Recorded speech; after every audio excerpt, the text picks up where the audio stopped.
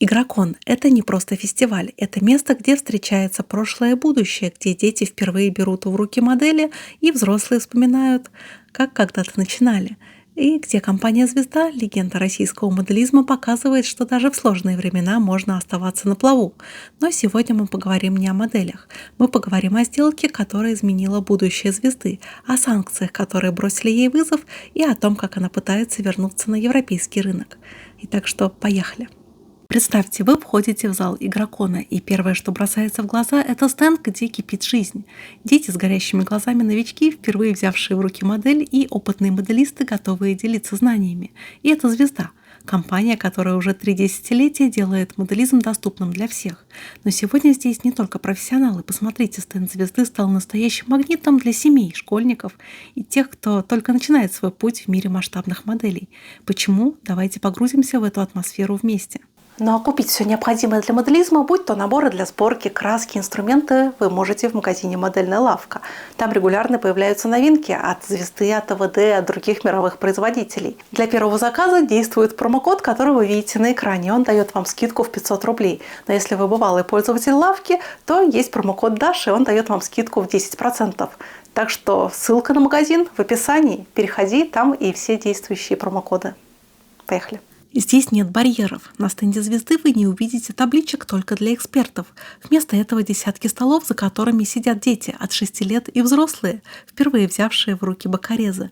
Обратите внимание на эти наборы для начинающих. Тут упрощенная сборка, яркие инструкции и безопасные материалы. Для новичков проводятся мини-курсы «Моделизм за 30 минут». И да, вы не ослышались. Под руководством мастеров гости учатся базовым навыкам. Как не сломать литник, чем грунтовать детали, как смешивать краски. И самое главное, тут никто не боится ошибиться. Стенд «Звезды» — это настоящая вселенная для тех, кто ценит точность и историю. Здесь можно увидеть модели в масштабе 1 к 100, от легендарных Т-34 до космических кораблей. Опытные моделисты проводят мастер-классы, учат работать с литниками, красить детали аэрографом и создавать диорамы. А для детей есть специальные наборы, чтобы с ранних лет приобщаться к этому увлекательному хобби.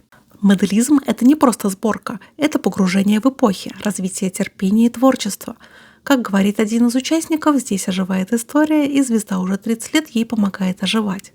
Но как покупка звезды, Hobby World влияет на тех, кто только начинает. С одной стороны, Hobby World – это мастер масс-маркета. Их настолки знает каждый, от Манчикина до Имаджинариума. И смогут ли они сохранить баланс между коммерцией и образовательной миссией звезды? Ну а больше моих фото и видео вне моделизма вы можете найти на моей страничке на Boosty. Там вы также сможете поддержать мою деятельность и попасть в титры к видео. Ссылочка на Boosty есть в описании к видео, так что тоже рекомендую подписаться еще и на мой Telegram. Там оперативно выходит информация о моих новых видео на канале Dasha Models и Dasha Technic. Ссылочка на Telegram есть тоже в описании.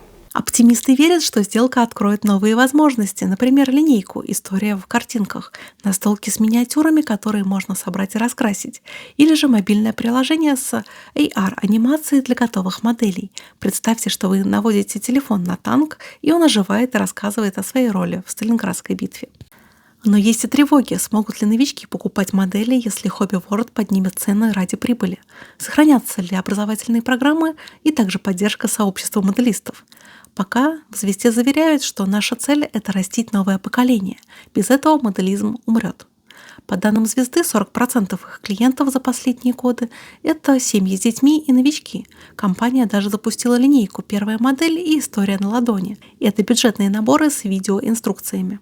А это новая реальность. Юные моделисты собирают модели, соревнуются в скорости сборки, делают челленджи, и за этим очень любопытно наблюдать, например, в моем чате в Telegram. Hobby World с их опытом в цифровом маркетинге может превратить моделизм в тренд. Ну и главный вопрос – останется ли звезда тем местом, где пятилетка может сесть за стол, испачкать руки краской и уйти с моделью, которую сделал сам, или же станет это премиум-хобби для избранных? И вот она, сила звезды. Здесь за одним столом сидят ветеран моделизма, собирающий технику с 90-х, и девочка, которая еще вчера не знала, что такое литник. Здесь нет возраста, статуса или опыта. Есть только пластик, краски и страсть к созданию чего-то своими руками.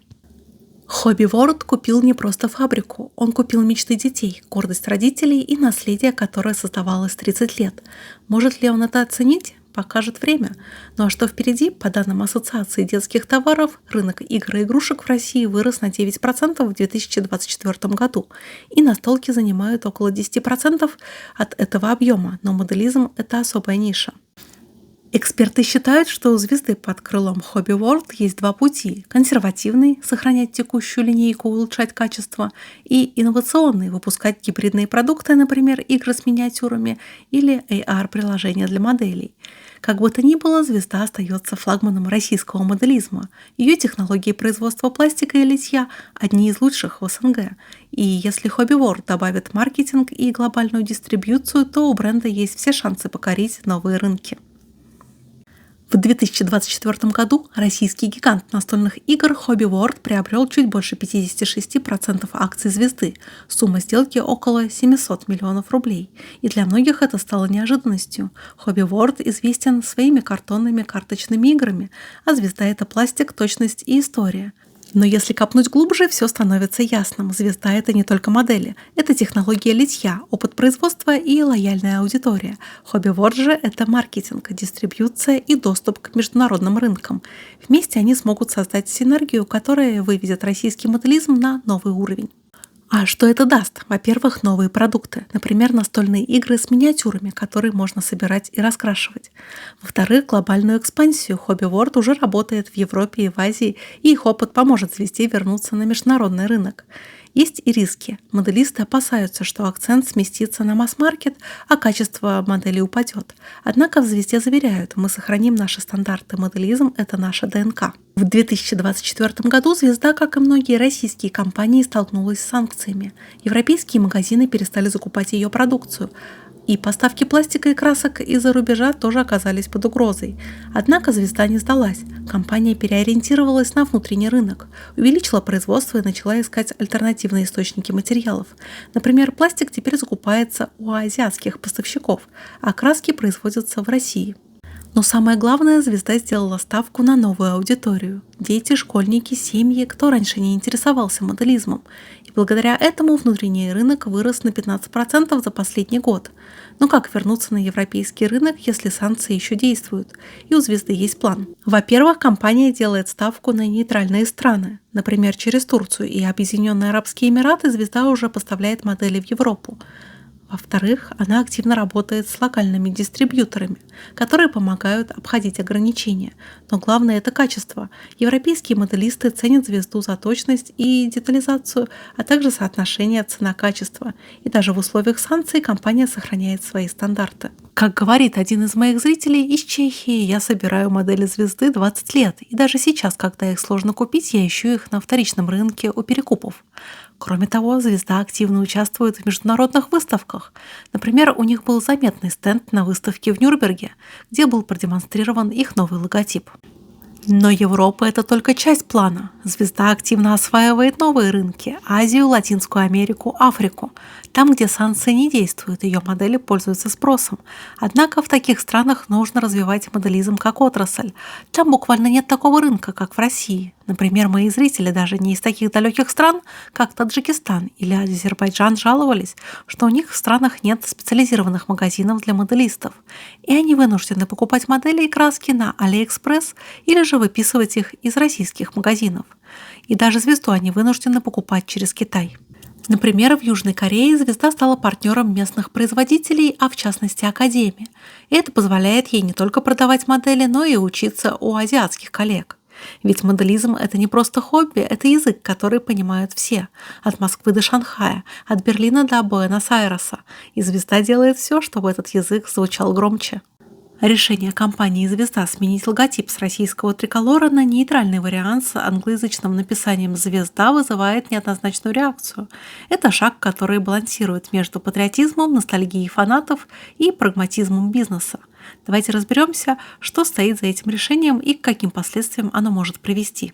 После введения санкций многие западные бренды столкнулись с блокировкой поставок в Европу, банковскими ограничениями и предвзятым отношением.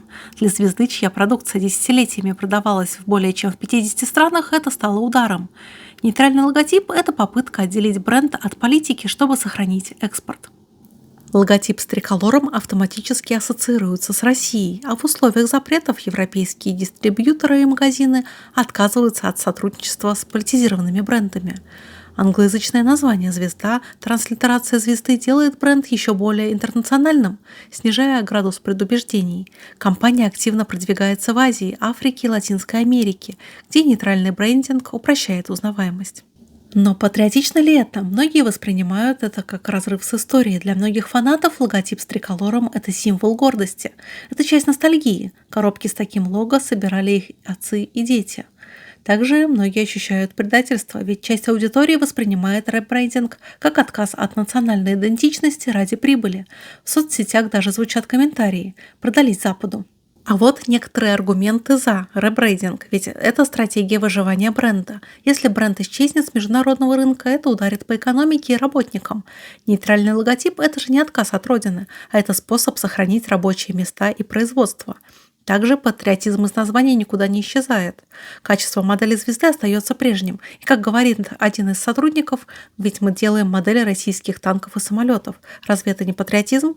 Для многих фанатов логотип – это часть детства, а смена вызывает эмоциональный протест. Это уже не та звезда.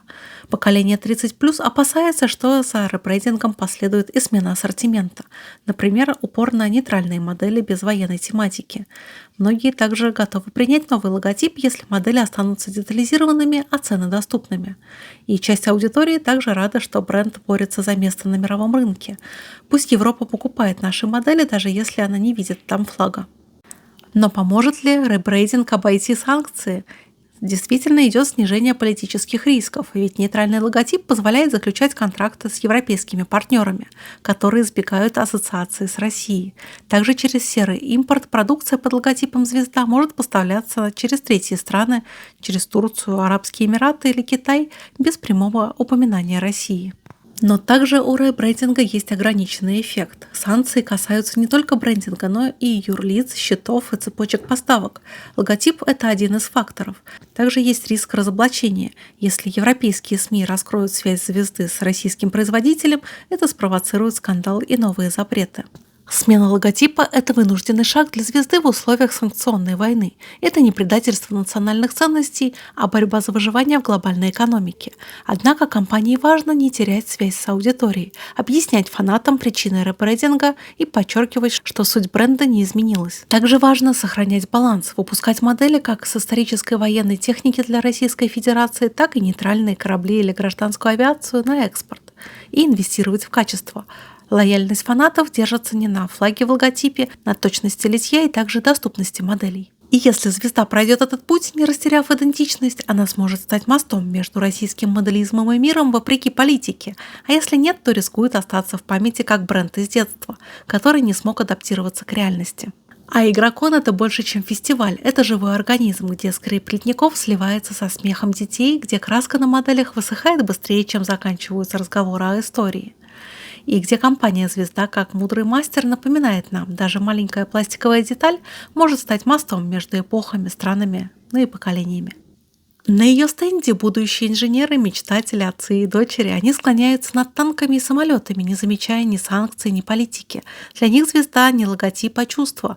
То самое, когда в руках оживает история, а в сердце загорается азарт, созидание. Да, компания меняется, меняет логотип и ищет новые рынки, учит говорить на языке глобального мира. Но ее суть остается прежней. Она по-прежнему лепит мечты из пластика и красок. Если раньше ее символом был триколор, то теперь им стали люди. Те, кто верит, что даже в эпоху турбулентности можно собрать что-то прекрасное по кирпичику. Будущее звезды, а оно в руках мальчика, который сегодня впервые в руки взял аэрограф в папе, что объясняет сыну, как устроен танк Т-34 в европейском моделисте, который тайком покупает ее модели, потому что русское качество для него не пустые слова.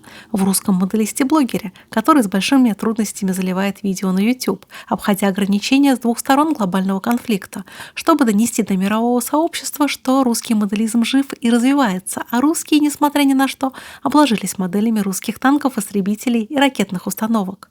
Не враги всему миру, а наоборот, мы ищем друзей и союзников в покорении Вселенной. Сквозь санкции, рейбрейдинг и споры звезда летит, как ее ракета «Союз», упрямо преодолевая гравитацию обстоятельств. И пока есть те, кто готов собирать ее модели, подклеивать детали и спорить о детализации, у бренда есть не просто будущее. У него есть вечность, ведь моделизм — это навсегда, как звезды в небе.